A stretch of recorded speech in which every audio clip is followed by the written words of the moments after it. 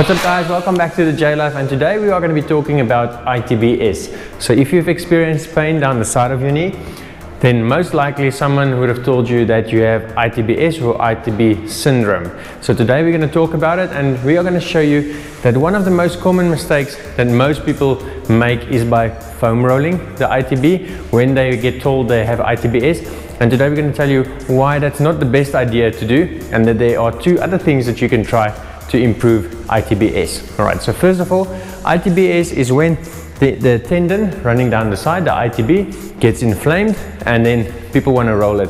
We suggest that you don't really do it because it's going to cause more discomfort and pain down the sides of your leg.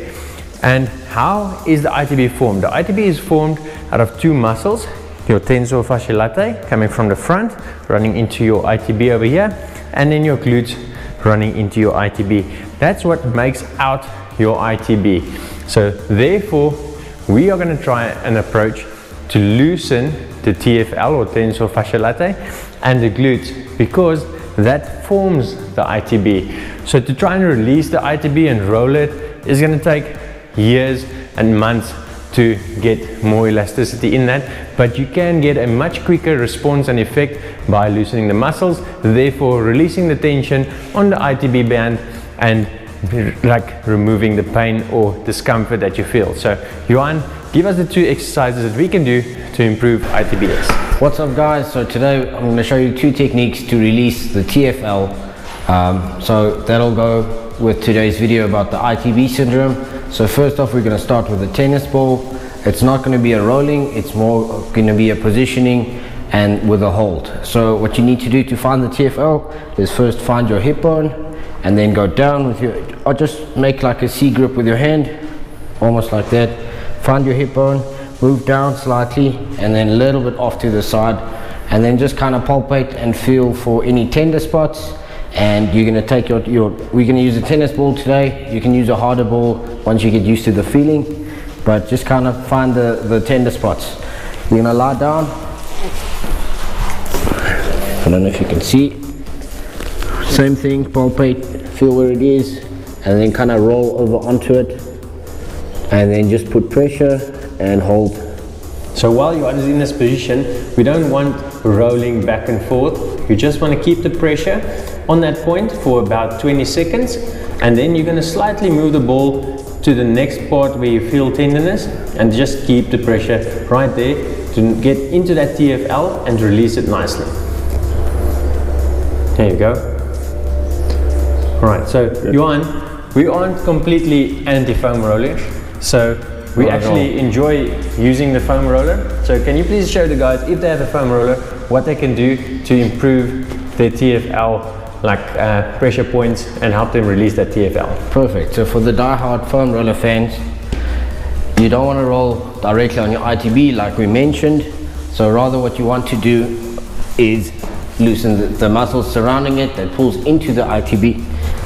So you can do the quad at the front or move around. You can do the glute itself and also the hemi.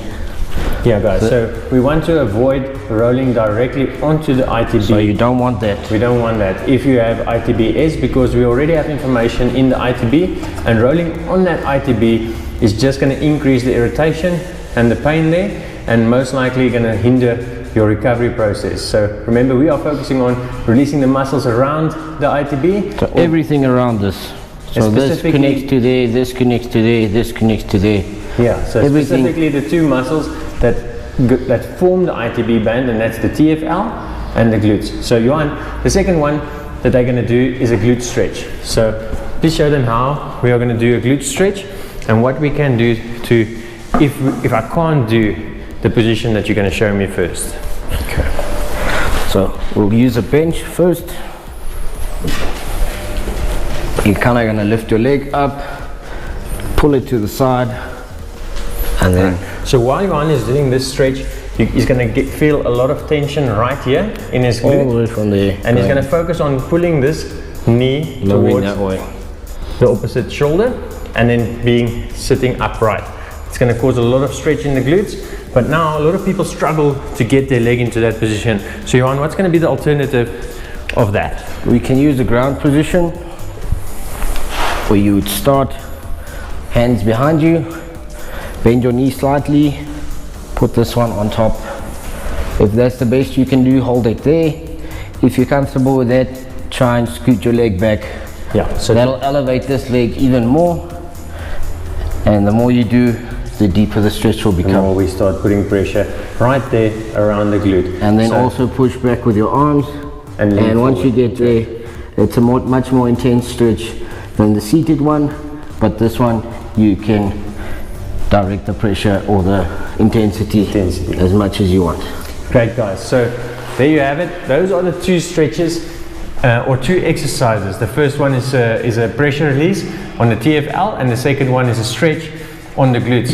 And we rather want to focus on releasing the pressure that they exert on ITB, and therefore releasing them, releasing the pain, and starting the recovery process. So until then, exercise is medicine. You can still keep foam rolling, but just don't aggravate your ITB. Enjoy.